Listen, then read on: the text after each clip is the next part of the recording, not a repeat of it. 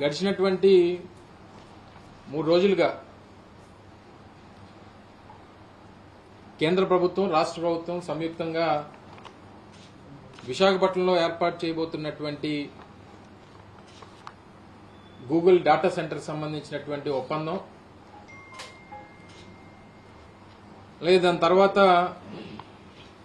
తద్వారా వచ్చేటువంటి ఉద్యోగ అవకాశాల గురించి, రెవెన్యూ జనరేషన్ గురించి, మిగిలినటువంటి అన్ని ఇష్యూస్ గురించి పెద్ద ఎత్తున చర్చ జరుగుతూ ఉంది దేశవ్యాప్తంగా, రాష్ట్ర వ్యాప్తంగా. దానికి సంబంధించినటువంటి ఆ రోజు ఒప్పందం జరిగినటువంటి రోజే ఆ రోజు వైఎస్ఆర్ కాంగ్రెస్ పార్టీ స్టాండ్ ని ప్రజలకి, అనేక మంది నిపుణులకి, అందరికీ ఉన్నటువంటి కొన్ని ప్రశ్నలకి సమాధానాలని ప్రభుత్వం చెప్పాల్సిందిగా కూడా కోరడం జరిగింది. ఆ విషయాలన్నిటి కూడా మాట్లాడిన తర్వాత మొన్న రాష్ట్ర ఐటీ శాఖ మంత్రి లోకేష్ గారు పత్రికా సమావేశం నిర్వహించినప్పుడు ఆ సమావేశంలో వాటన్నిటికి కూడా సమాధానాలు చెప్తారని చెప్పి ఆశించాం. అయితే వారు చెప్పాల్సినటువంటి విషయాలన్నీ కూడా చెప్పారు. చెప్పిన తర్వాత ఇలాగా వైసీపీ తరపు నుంచి ఇలా కొన్ని ప్రశ్నలు అడిగారు, ప్రజలకు ఉన్నటువంటి కొన్ని అనుమానాలు నివృత్తి చేయమని చెప్పి వారు అడిగారు. దానికి సమాధానం చెప్పండి అంటే ఆయన వ్యక్తిగతంగా నా మీద కొన్ని విమర్శలు చేశాడు. సరే, దాని జోలికి నేను వెళ్ళగాని, సరే ఆయన నన్ను గుడ్ అంటాడు, నేను ఆయన పప్పు అంటాను, దీనివల్ల పెద్దగా రాష్ట్ర ప్రజలకు ఉపయోగం ఉండదనేటువంటిది నా వ్యక్తిగతమైనటువంటి అభిప్రాయం. దాని జోలికి కూడా నేను వెళ్ళను. ఎందుకంటే ఆయన నన్ను వ్యక్తిగతంగా విమర్శించడం, నేను ఆయన్ని వ్యక్తిగత విమర్శించడం వల్ల ఈ రాష్ట్ర ప్రజలకి పెద్ద ప్రయోజనం ఉండదు అనేటువంటిది నా తాలూకు వ్యక్తిగతమైనటువంటి అభిప్రాయం. అయితే ఇందులో క్లారిటీ కావాల్సినటువంటిది ఏంటంటే, మేము చాలా క్లియర్గా చెప్పాం. దాన్ని కూడా కొన్ని మీడియా ఛానల్స్ కానీ, లేదా వారి పార్టీకి సంబంధించినటువంటి కొన్ని మాధ్యమాలు కానీ వైఎస్ఆర్ కాంగ్రెస్ పార్టీ దీన్ని వ్యతిరేకిస్తుంది అనేటువంటి ఒక రాంగ్ ప్రొపగాండాని చేసేటువంటి ప్రయత్నం చేశారు. నేను చాలా క్లియర్గా చెప్పాం, గూగుల్ డాటా సెంటర్ విశాఖపట్నంలో ఎస్టాబ్లిష్ చేయడం అనేటువంటి దాన్ని మేము స్వాగతిస్తున్నాం అనేటువంటి మాట చాలా క్లియర్గా, కేటగారికల్ గా ఆ రోజు చెప్పాను. మీ అందరూ కూడా ఉన్నారు. అయితే ఏర్పాటు చేసేటువంటి క్రమంలో ఈ రాష్ట్ర ప్రభుత్వం ఇచ్చేటువంటి 22,500 కోట్ల రూపాయల ఇన్సెంటివ్స్ తో పాటు వారికి ఇచ్చేటువంటి ప్రయోజనాలు అన్ని కూడా చాలా క్లియర్ గా జీవో రూపంలో ఏదైతే ఉందో అవన్నీ కూడా ప్రజలకు చెప్పేటువంటి ప్రయత్నం చేశాం. ప్రజలు కూడా అవన్నీ కూడా తెలుసు. సరే, ఒక రాష్ట్ర ప్రభుత్వం రాష్ట్ర ప్రయోజనాలన్నింటి కూడా పక్కన పెట్టి ఒక సంస్థకి భూములు ఇచ్చి, రాయితీలు ఇచ్చి, ఇవన్నీ ఇచ్చేసినప్పుడు మన రాష్ట్రానికి వచ్చేటువంటి ఉపయోగం, నిరుద్యోగి యువతకి ఉపాధి అవకాశాలు కల్పించేటువంటిది, 2 రాష్ట్రానికి సంబంధించినటువంటి రెవెన్యూ జనరేషన్, ఇవి ప్రధానమైనటువంటి అంశాలు. మేమేం చెప్పాము, అది నేను కూడా సొంతంగా చెప్పినటువంటిది కాదు. గతంలో జరిగినటువంటి కేబినెట్ మీటింగ్ లో, ఎస్ఐపిబి మీటింగ్ లో రైడెన్ అనేటువంటి సంస్థ ద్వారా Google data centre 1 gigawatt data centre ఏర్పాటు చేసేటువంటి క్రమంలో 200 మందికి ఉపాధి కల్పిస్తున్నాం అనేటువంటి మాటని కేబినెట్, ఎస్ఐపిబి మీటింగ్స్ లో వారికి సంబంధించినటువంటి ఈనాడు, ఆంధ్రజ్యోతి పేపర్స్ లో కూడా చాలా క్లియర్ గా అందులో మెన్షన్ చేయడం జరిగింది. అదే నేను అడిగాను.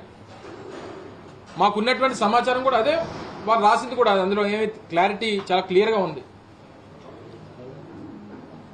అయితే లోకేష్ గారు, వారికి సంబంధించినటువంటి మిగిలినటువంటి వారి బృందం, వారికి సహచర మంత్రులు, వీళ్ళందరూ కూడా 2 లక్షల మందికి, అంటే 1,90,000 మందికి ఉద్యోగ అవకాశాలు కల్పించబోతున్నాం అనేటువంటి మాట వారు చెప్తా ఉన్నారు. నాకు తెలిసి గూగుల్కి ప్రపంచవ్యాప్తంగా ఉన్నటువంటి వారి డెవలప్మెంట్ సెంటర్స్ లో కానీ, లేదా రీసెర్చ్ సెంటర్స్ లో కానీ, లేదా డాటా సెంటర్స్ లో కానీ వారికి పూర్తిగా ఉన్నటువంటి గూగుల్ ఎంప్లాయీసే 1,82,000 నుంచి 1,87,000 మంది ప్రపంచవ్యాప్తంగా ఉన్నటువంటి వారు. అలాంటిది ఒక విశాఖపట్నంలో గూగుల్ డేటా సెంటర్ ద్వారా 1,88,000 మందికి ఉద్యోగ అవకాశాలు వస్తాయని చెప్పి వారు క్లెయిమ్ చేస్తూ ఉన్నారు. దీని మీద క్లారిటీ అడిగాం. వారేమో 200 అంటున్నారు, మీరు 1,80,000 అంటున్నారంటే దానికి ఏం సమాధానం ఇస్తాడు? ఈ ఐటీ గతంలో పనిచేసినటువంటి ఐటీ మంత్రికి మీద విపరీతమైన ట్రోల్స్ చేశారు, ట్రోలింగ్ గురైనటువంటి మంత్రి. ఇదా సమాధానం? అసలు ట్రోలింగ్ అనేటువంటి దానికి జాతిపితవి నువ్వు. దానికి సమాధానం చెప్పకుండా దేనికి పనికి వస్తా చెప్పు. సరే, ఇప్పుడు మళ్ళీ నేను కూడా దాని జోలికి వెళ్ళదలుచుకోలే. నేను 200 అనేటువంటిది మీరు చెప్పినటువంటి మాటనే ప్రజలకు చెప్తున్నా. మీరు 2 లక్షలు అని చెప్పి మీరు చెప్తున్నారు. మీ మాట నా మాట కాదు. గూగుల్తో ఒక అనౌన్స్మెంట్ చేయించండి దయచేసి. గూగుల్తో ఇన్ని లక్షల మందికి ఉద్యోగాలు వస్తాయని చెప్పి గూగుల్తో అనౌన్స్మెంట్ చేయించండి.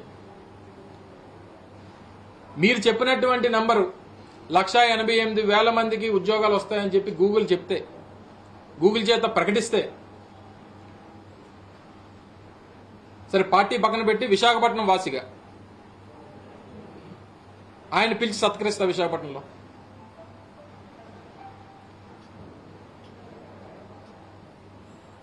ప్రపంచవ్యాప్తంగా 1,88,000 మంది ఉన్నటువంటి గూగుల్ సంస్థకి ఒక విశాఖపట్నంలో డేటా సెంటర్ ద్వారానే 1,88,000 మందికి ఉపాధి కల్పిస్తానని చెప్పి మీరు చెప్తా ఉంటే నమ్మశక్యంగా ప్రజలకు ఉండాలి కదా అనేటువంటిది మా ప్రశ్న. ఇందులో మేమేమి డేటా సెంటర్ వద్దనట్లేదు.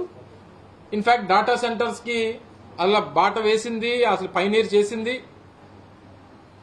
ఇనీషియల్ గా అదానీ వాళ్ళని కమిట్ చేసింది ఇక్కడ పెట్టించడానికి, వారితో ఐటీ పార్క్ క్రియేట్ చేయించడానికి కమిట్ చేసింది మా ప్రభుత్వం, జగన్మోహన్ రెడ్డి గారి ప్రభుత్వం.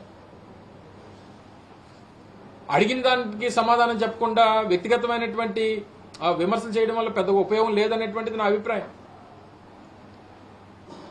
ఈ క్లారిటీ ఎవరిస్తారు? చాలా మంది మేధావులు ఈ రాష్ట్రంలో ఉన్నారు, చాలా మంది చదువుకున్నటువంటి యువత ఉన్నారు. ప్రపంచవ్యాప్తంగా అనేక డేటా సెంటర్స్ అనేక రాష్ట్రాల్లో అనేక దేశాల్లో ఉన్నాయి. ఏదైతే గూగుల్ సంస్థే డేటా సెంటర్స్ ఏర్పాటు చేస్తున్నటువంటి క్రమంలో అదే గూగుల్ని అడగండి.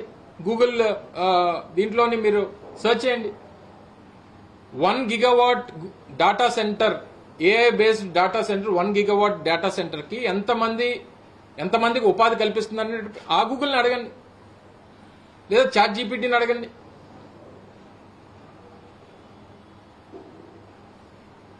ఎల్పాసో అనేటువంటి ఒక ప్రాంతం, అమెరికాకి సదర్న్ టిప్ లో, మెక్సికోకి అమెరికాకి బోర్డర్ లో ఎల్పాసో అనేటువంటి ఒక సిటీలో మెటా వాళ్ళు 1 గిగావాట్ డేటా సెంటర్ ని ఏర్పాటు చేస్తా ఉన్నారు. కన్స్ట్రక్షన్ స్టార్ట్ అయింది. 2028 సంవత్సరం కల్లా అది ప్రారంభం కాబోతా ఉంది. వారి ఎస్టిమేటెడ్ ఎంప్లాయీస్ ఎంతో తెలుసా మీకు? ఆ డేటా సెంటర్ లో పనిచేసేటువంటి దానికి డైరెక్ట్ ఎంప్లాయ్మెంట్ ఎస్టిమేషన్ ఎంతనంటే 100 నుంచి 150 మంది. ఇది నేను చెప్పినటువంటి నంబర్స్ కాదు, ఆ సంస్థ చెప్పినటువంటివి.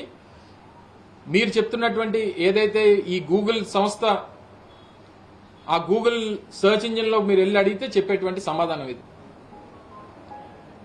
పోనీ కన్స్ట్రక్షన్ ఫేజ్, ద గ్రేట్ మరో సెంట్రల్ మినిస్టర్ గారు ఉన్నారు, పెమ్మసాని చంద్రశేఖర్ గారు, వారు చెప్పారు నిన్న కన్స్ట్రక్షన్ ఫేజ్ లో చాలా మందికి ఉపాధి కల్పిస్తాయి అని. ఇదే ఎల్పాసోలో ఇదే 1 గిగావాట్ డేటా సెంటర్ కి దీన్ని కన్స్ట్రక్షన్ ఫేజ్ లో క్రియేట్ చేసినటువంటి ఎంప్లాయ్మెంట్ 1,500 నుంచి 1,800 మంది. సరే, అటు మెక్సికన్సో లేకపోతే అమెరికన్సో ఎవరో పనిచేసి 1,500 నుంచి 1,800, పోనీ 2,000, పోనీ ఆంధ్రప్రదేశ్ లో అంత సాఫిస్టికేటెడ్ టెక్నాలజీస్ మెషినరీ లేకపోయినా పోనీ ఒక 5,000 మంది పనిచేస్తారు అనుకుందాం. ఇది కన్స్ట్రక్షన్ ఫేజ్ లో.